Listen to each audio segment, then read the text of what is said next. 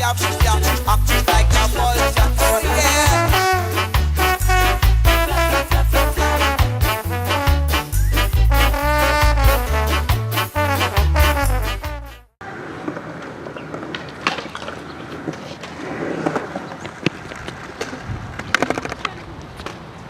Hello, welcome to English Instructor. Just another beautiful day in paradise. Today we'll talk about a rhetorical device that you can use in your essays and compositions. Parallelisms are very effective rhetorical devices. Generally, they consist of a simple grammatical repetition. This repetition creates an interesting foregrounding effect. Creating parallelisms requires some grammatical structures to remain constant, but the lexical items or the vocabulary can vary. Let's take a look at some examples. You need to work quickly, listen silently, and obey attentively.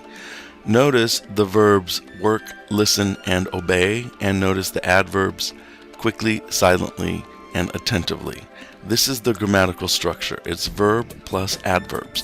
And in this sentence, I like to say that there are three elements to the parallelism. To write effective parallelisms, you want to use a variety of different grammatical structures. Notice in number 2 we have verb plus noun. Congress needs to reduce spending, decrease taxes, and increase awareness. The verbs are reduce, decrease, and increase, followed by the nouns spending, taxes, and awareness. Let's take a look at number 3. She likes cute shoes, fancy dresses, and expensive cars. Notice that this grammatical structure is adjective plus noun.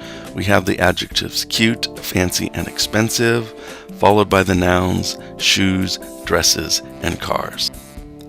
To write effective parallelisms, you want to vary your grammatical structures and develop your vocabulary. Parallelisms have a very effective way of creating a mood, an image, a theme, and/or vision. If you happen to not know the meaning of one of the words involved, the parallel structure will help you roughly infer the meaning of that word. For example, we have here, he was kicked, beaten, and lupped. In this case, it's just 3 verbs. Lupped, however, is not a real word, but due to lexical association or lexical grouping in the context of a parallelism, one can infer the meaning of the word. Another form of parallelism is phonetic parallelism, otherwise known as alliteration or assonance. Alliteration primarily involves the repetition of the same or similar consonant. Notice the example here. Carrie's cat clawed her couch, creating chaos. Here we have the repetition of the C sound.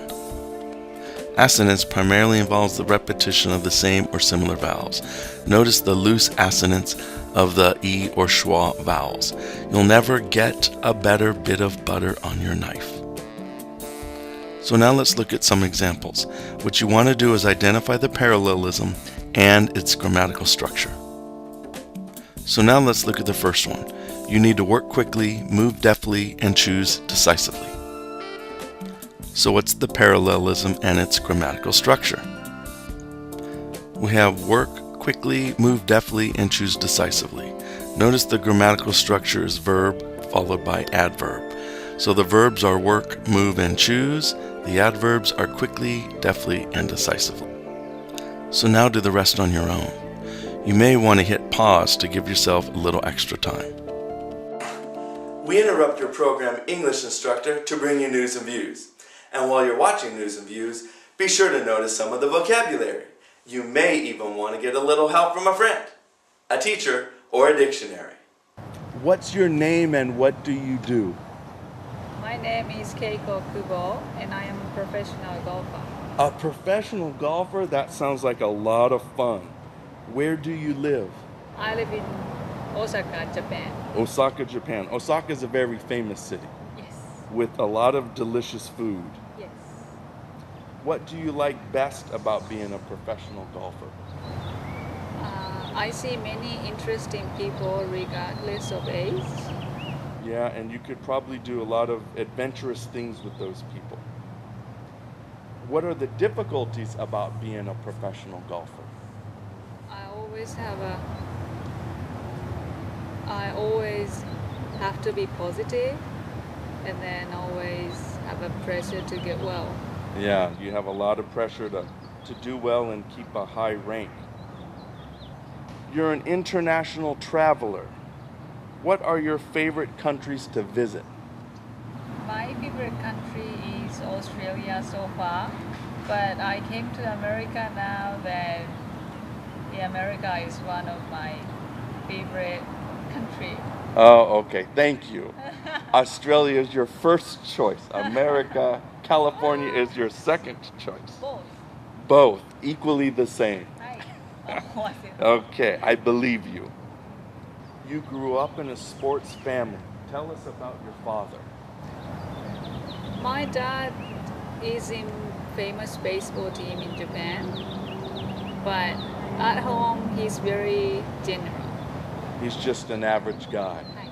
Outside of the house, he's famous, but inside your house, he's an average guy. Yes. He's just your dad. The best dad. The best dad. Oh, very nice. And what position did he play? He was pitcher. He used to be a pitcher. What does he do now? He's pitching coach in that team. Yeah, pitching is one of my favorite positions. Thank you, Keiko. You're an interesting woman with an exciting life. We wish you much success and happiness in your future.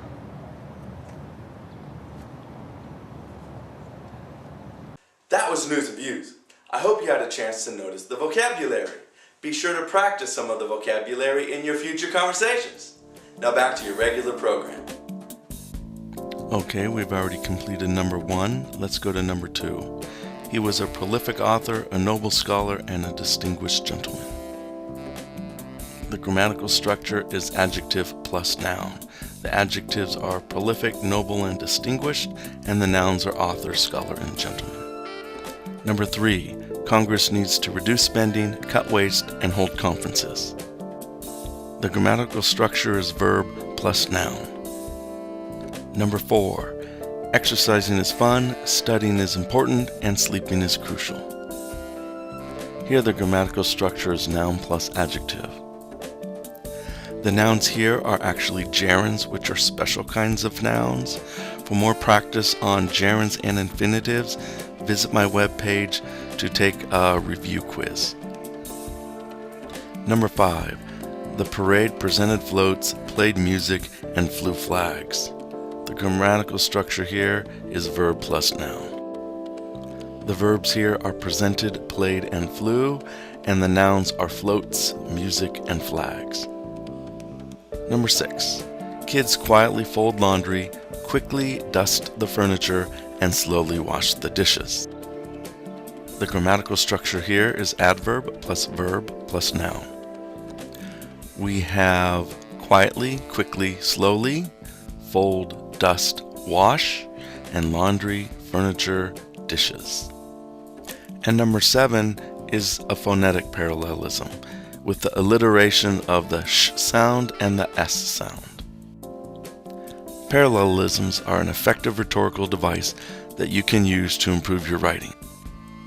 Good writing is not only at the global level or the topic level or the subject level, but also at the local level or the sentence level. Try to include some parallelisms in your next assignment. Have fun writing. Well, that concludes this video of English Instructor. I hope you thought it was interesting. I'll see you later. Bye.